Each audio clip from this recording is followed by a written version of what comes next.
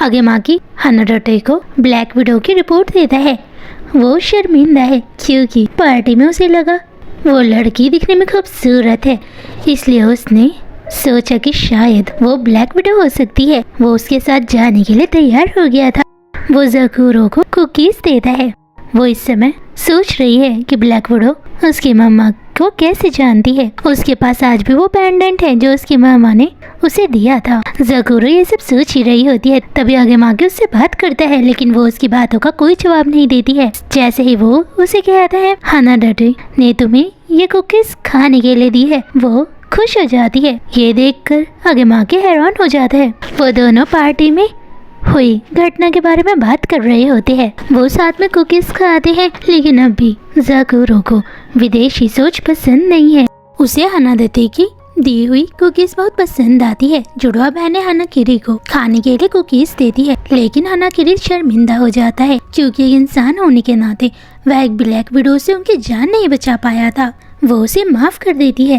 हानाकिरी किसी से भी बात नहीं करना चाहता है, लेकिन बोमबोरी और होजुकी अपना अतीत बताते हैं। जब वे बच्चे थे तब वो दोनों एक अंधेरी गुफा में अकेले रहते थे। समय समय पर एक महिला उन्हें खाना और कपड़ा ला कर देती थी और उस महिला ने उनका नाम बोमबोरी और होजुकी रखा और उसने उन्हें चेतावनी दी कि तुम दोनों दिन में गुफा में रहना और किसी इंसान के पास मत जाना और तुम्हें अंधेरे में ही बाहर घूमना चाहिए। वे उसकी बात मानते हैं और सिर्फ रात में बाहर जाते हैं, खेलते हैं और खाने के लिए फल ढूंढते हैं। एक दिन वह महिला आना बंद कर देती है, जिस वजह से वो हर रात उसे ढूंढते हैं।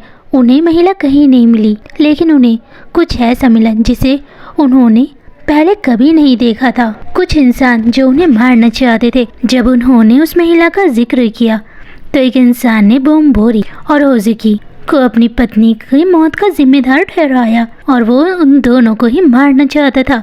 इस घटना में पता चलता है कि वह महिला जो उन्हें खाने का सामान ला कर देती थी वो उनकी ही माँ थी, लेकिन वे खुद इसे नहीं जानते थे। और उस महिला का पति अपनी पत्नी को बहुत प्यार करता था। उन इंसानों ने बोमबोरी और होजुकी को मारने की कोशिश की, जिस वजह से वो अंधेरे में अपनी जान बचाकर भागने लगे। बोमबोरी और होजुकी भागने की कोशिश करते हैं और जल्द ही कुशिमात्सु की पीठ पर पहुंच जाते हैं। ऐसे उनकी मुलाकात कुशिमात्सु से हुई थी। उस समय उन्हें पढ़ना लिखना भी नहीं आता था, वो बोल भी नहीं पाते थे, लेकिन ममीज़ ने उन्हें सब कुछ सिखाया। जो इस समय सुसुकी होतारू कर रही है, वो किरी और सकुरा को पढ़ना लिखना सिखा रही है और बोलना भी। सुसुकी होतारू आगेमाकी को बताती है ज़कूरो अपनी माँ के गायब होने के बाद अकेली थी। बोमबोरी और होजुकी जंगल की गुफा में रहते थे, जबकि वो भी लोगों से दूर रहती थी क्योंकि वह भावनाएं महसूस कर सकती थी। कुशिमात्सु ने इन सभी आदि आत्माओं को एक सुरक्षित जगह पर इकट्ठा किया ताकि वह अकेले ना रहे और एक दूसरे का सहारा बन सके। शुरुआत में वे सब अलग अलग थे और एक दूसरे से बात नहीं करते थे, लेकिन समय के साथ एक दूसरे के दर्द को समझने लगे। इसी तरह बचपन में वे मिले और धीरे धीरे एक परिवार जैसे बन गए। और ज़कूरो बहुत खुश मिजाज लड़की है, लेकिन एक दिन ज़कूरो कहीं गायब हो गई। हमने उसे बहुत ढूंढने की कोशिश की। जब हमें वो मिली तब वो अपने होश में नहीं थी। जब मैंने उसका हाथ पकड़ा तब मुझे उसकी भावनाएं महसूस हुई कि वो इस समय बहुत दुख में है। ज़कूरो कुशिमात्सु से कहती है वो अपने माँ के बारे में जानना चाहती है। कुशिमात्सु ज़कूरो की मम्मी को पहले से जानती थी। वो ज़कूरो को एक अच्छा इंसान की तरह देखती है। वो उसे सब कुछ नहीं बताती क्योंकि ज़कूरो को अपना अतीत जानकर दर्द होगा और अब वो सही समय का इंतज़ार कर रही है जब ज़कूरो को अपना अतीत और अपनी माँ के बारे में पता चलेगा। ज़कूरो अकेले बैठकर सोच ही रही थी, तभी वो उसके कमरे में आता है।